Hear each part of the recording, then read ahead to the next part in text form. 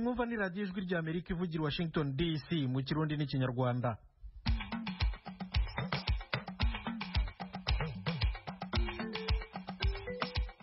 Banywanyi inshuti zacu mwabonye ikingura ni Thomas Kamirindi ubasuhuza.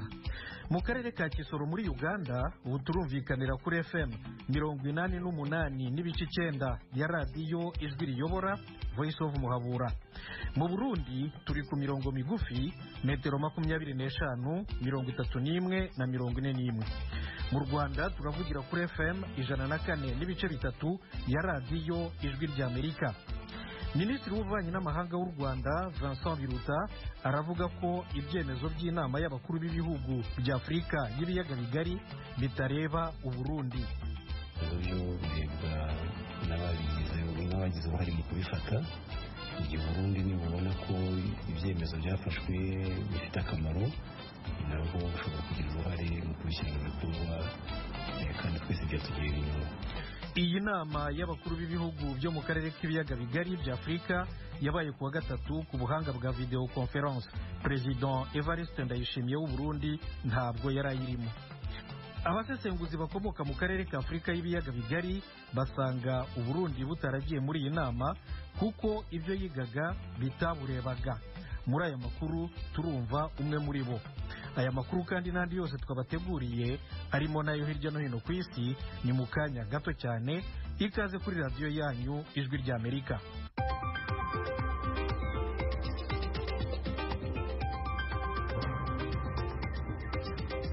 Tubanze rero tubagezaho amakuru yo hirya no hino ku isi. Aloyize Bigirimana, umwanya n'uwawe. Urakoze Thomas.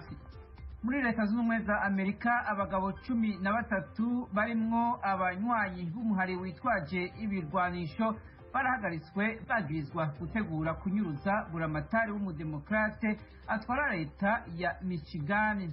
Bagirizwa kandi kuba bari bagamije gutanguza intambara y'abenegihugu muri iyo leta. Umushikirizamanza mukuru wa leta ya Michigan Dana Nassel yavuze ko uwo mugambi wari ugamije kunyuruza buramatari Gretchen Whitmer wari ukomeye kandi atari ikintu cyo gufina. Buramatari w'iyo leta yaratutswe akatari gake na Perezida Donald Trump uyu mwaka ku ngingo yafashe zo guhagarika imirimo muri leta arongoye kubera ikiza ca corona. Imigwi yitwaje ibirwanisho ishigikiye Trump yaragize uruhara mu myiyerekano yabaye ku murwa mukuru Lansing w'iyo leta basaba ko izo ngingo zihagarikwa. Dana Nassel, umushikirizamanza mukuru, yavuze ko haruhande yabo batandatu bagirizwa gushaka kunyuruza buramatari, abandi banywanyi indwi b'umuhari witwa Wolverine Watchmen bariko barakurikiranwa ku bindi vyaha. Bakekwa kuba bariko baragerageza kumenya ahaba abapolisi kugira bazobatere mu ntumbero yo gutanguza intambara hagati y'abenegihugu muri leta ya Michigan.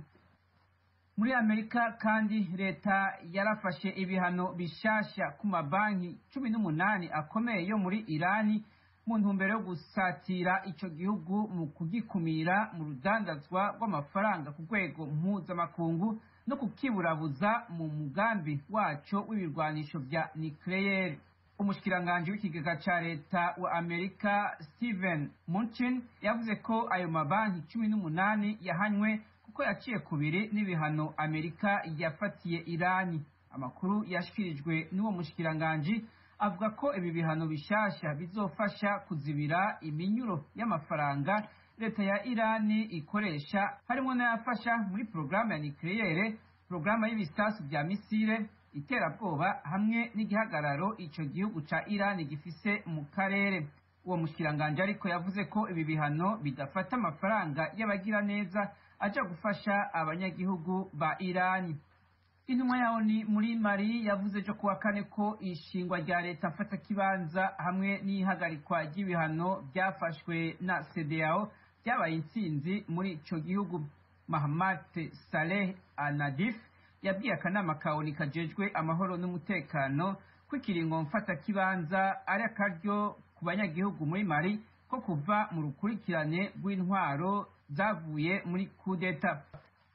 ubushikiranganji bujeje kwivuna abansi muri leta z'ubumwe za amerika bwahisemo kutagira ico bushikirije kuri afghanistan kuri wa kane inyuma y'umunsi umwe perezida Donald Trump avuze ko abasirikare bose ba amerika muri ico gihugu batahuka imbere y'uko umwaka urangira. Mu butumwa bwo ku rubuga Twitter, perezida Trump yavuze ko abasirikare bari muri Afghanistan babwirizwa gutaha imbere ya Noweli. Perezida Trump yavuze ko intambara Amerika irimwo mu makungu zidahera kandi ziteye isoni. Mu gihe ico cyifuzo ciwe coshirwa mu ngiro, yobashitse kuco yemereye abanyagihugu mu myiyamamazo yo muri 2016 ko azokura Amerika muri Afghanistan. Abanyamerika nka bose bashigikiye ko abasirikare ba Amerika batahuka muhira. Aloyizi Bigirimana urakoze kutugezaho aya makuru yo hirya no hino ku isi. Nshuti zacu mukomeje kumva radiyo ijwi rya Amerika ivugira Washington DC mu Kirundi n'Ikinyarwanda. Ni mujye no kuri YouTube na Facebook VOA radio yacu, naho mukurikire aya makuru. Tujye mu biyaga bigari.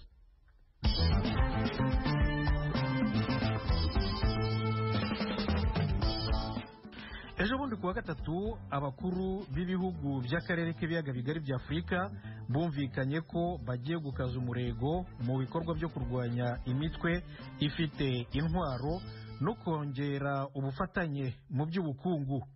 Inama yabo yabaye ku ikoranabuhanga rya video, yahuje President Felix Tshisekedi wa Congo, Paul Kagame w'u Rwanda, Yoweri Museveni wa Uganda na Joao Lourenço wa Angola. Perezida w'u Burundi Evariste Ndayishimiye ntiyarayirimo. Minisitiri w'ububanyi n'amahanga w'u Rwanda Vincent Biruta aravuga ko u Burundi kubera ko butari buyirimo butarebwa n'ibyemezo byafatiwe muri iyi nama. Mugenzi wacu Venuste Nshimiyimana nibyo atubwira. Igihugu cy'u Burundi ntikitabiriye inama yahuje abakuru b'ibihugu bya Angola, Uganda, Rwanda na Repubulika ya Demokarasi ya Kongo.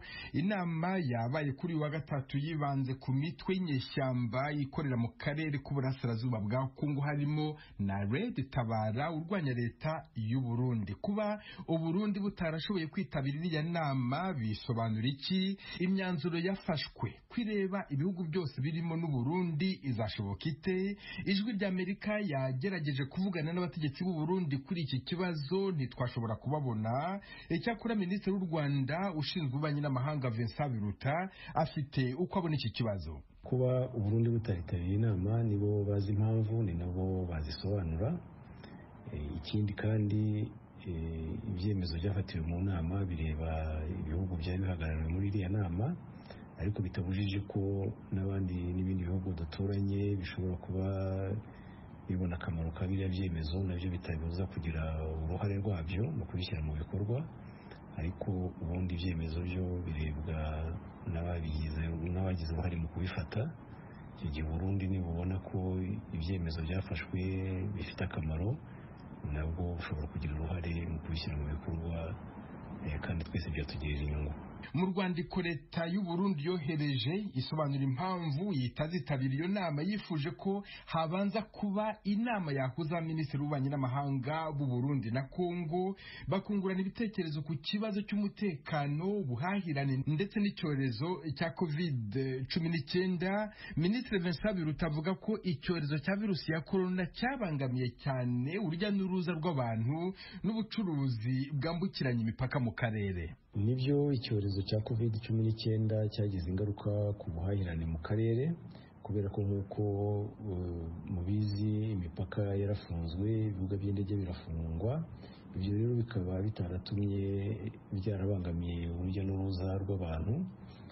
Nubwo bwose mu gufunga imipaka ibihugu byose byagiye bivuga ko ibicuruzwa byo bishobora gukomeza kugenda, ariko iyo abantu batagenda burya iteka ryose bigira ingaruka ku bucuruzi no ku buhahirane. Nanone uko icyorezo kigenda kigabanuka ni nako ibyemezo byari byaragiye bifatwa nabyo bigenda bikurwaho. Ubu henshi ibibuga by'indege byarafunguwe, ubwo n'imipaka yo ku butaka izageza igihe igenda ifungurwa, noneho ubuhahirane bwongere bugende neza muri aka karere kacu. abari bateraniye muri iriya nama yibanze cyane ku mitwe y'inyeshyamba ikorera mu karere k'uburasirazuba bwa Kongo basabye impuguke n'abaminisitiri b'ububanyi n'amahanga kunoza no kwerekana ibikenewe byose mu ishyirwa mu bikorwa ry'imyanzuro nyamukuru yafashwe n'iyo nama. Minisitiri Vincent Biruta: iyo abakuru b'ibihugu bahuye bagafata ibyemezo ni ngombwa ko hajyaho n'uburyo bwo gushyira mu bikorwa ibyo byemezo. Ibyo rero bikorwa n'inzego zitandukanye, harimo na Minisiteri y'Ububanyi n'Amahanga, inzego z'umutekano, inzego zishinzwe iby'ubucuruzi n'ubuhahirane, inzego zirebana n'ibikorwa remezo n'izindi, bishingiye nanone ku byemezo byafashwe. Nka Minisiteri y'Ububanyi n'Amahanga rero birumvikana ko natwe tuzakurikirana ishyirwa mu bikorwa rya biriya byemezo, ndetse tukagira n'uruhare rwo guhuza inzego zishinzwe gushyira mu bikorwa biriya byemezo. Abakuru b'ibihugu by'u Rwanda, Uganda, Angola na Repubulika ya Demokarasi ya Kongo barangije inama yabo biyemeje gushyira hamwe mu kurwanya uduco tw'abantu bacukura amabuye y'agaciro mu karere k'ibiyaga bigari mu buryo butemewe n'amategeko. Venuste Nshimiyimana, Ijwi ry'Amerika, Londres. Venuste Nshimiyimana washatse kandi kumenya icyo abakurikiranira hafi politiki yo mu karere k'ibiyaga bigari bya Afurika bavuga kuri iki kibazo cy'ukuntu Uburundi butagiye muri iyi nama yo kuwa gatatu. Uti basanga butarebwa n'ibibazo byayisuzumiwemo. Waganiriye na Professeur Paul Kananura, impuguke mu by'umutekano na politiki y'ububanyi mpuzamahanga. Aratangira asobanura uko Kongo yiyemeje kugarura umutekano mu karere k'uburasirazuba bwayo. ngira ngo kuri Kongo nka perezida wa Kongo yari agamije kwereka bagenzi be ko ubu ngubu hagurukiye ikibazo cy'umutekano batakijenjetse, kandi ko Kongo igiye kwiha ingufu zishoboka kugira ngo ikingire kariya karere, ihagarure umutekano ku ngufu. Icya kabiri cy'umuntu ashobora gutekereza, ntabwo ari Kongo yatumije iriya nama irebye usanga rwose wayitumije ari nka Amerika. Usanga ambasaderi w'Amerika Michael Hammer ari we watanze n'iki inama igomba kwigaho, ari nawo mwanzuro ugomba gufatwa nko muri irya nama, ari ukuvuga ati ubu ngubu abantu bashobora gukora ubucuruzi na Kongo, abantu bashobora gutukura amabuye muri Kongo, ariko abantu badapfuye, kuko abahapfuye ni benshi, bishwe n'imirwi igeze ku 120 yitwaje intwaro. None ukaba utekereza yuko leta zunze ubumwe za Amerika zatumiza inama ireba akarere k'ibiyaga bigari, imyanzuro ivuyemo ikaba ari iriya tuzi yavuyemo ku butumire bwa leta zunze ubumwe za Amerika? Erega iriya myanzuro ni inama y'abakuru b'ibihugu niyo bashyiraho ngaho, kuko inama zazabereye umuhezo hari ibindi baba bavuganye. Cyakora yenda kuba bataranabonanye ngo baganirire nko mu cyumba, yenda hari ibyo batavuze. Icya mbere cyo nkeka ko hagasopo abashobora gushyigikira imirwi y'iterabwoba cyangwa se imirwi y'abarwanyi yose ikorera muri kariya karere, ngira ngo bavuga ko ari 120. Uwashaka kuyishyigikira wese ko azabona uburakari ngira ngo bwa Kongo, ariko ngo uhagarikiwe n'ingwaragoma. Icya kabiri byari ukubyerekana, ngira ngo mwabonye perezida Tshisekedi hageze umutekano yari afite abasirikari bakaze cyane, bariya bo bita force speciale, bari hejuru bafite za mbunda za mudarusha. Ibyo ngira ngo yagiraga nerekane ko umutekano agiye gukora ku buryo bwaruka muri kariya karere. None uwo mutekano uzagaruka gute igihugu kimwe, ndavuga Burundi, ikitabiriye nama kandi hari umutwe umwe ukorera muri Kongo nawe udurumbanya umutekano w'Uburundi? Ngira ngo Uburundi bwasanze nta nyungu bufite bwo kujya muri iriya nama, kuko iyo nama niba yari iyo kwihaniza cyangwa se kwereka no gusobanurira abashobora gushyigikira imirwi y'iterabwoba cyangwa se imirwi yindi irwanya izindi za leta, cyane cyane ya Kongo muri kariya karere, ntaza Abarundi bari doko bumvaga iyo nama bitabareba. Icya kabiri, ntabwo bari bwite ku kibazo kireba Uburundi n'urya murwi wabo wa Leta itabara ubatera. ubwo bari bubyigire muri rusange ngira ngo abarundi bo bifuza ko babyiga mu rwego rw'ibihugu byombi ibyo bita bilaterale aho kubyigira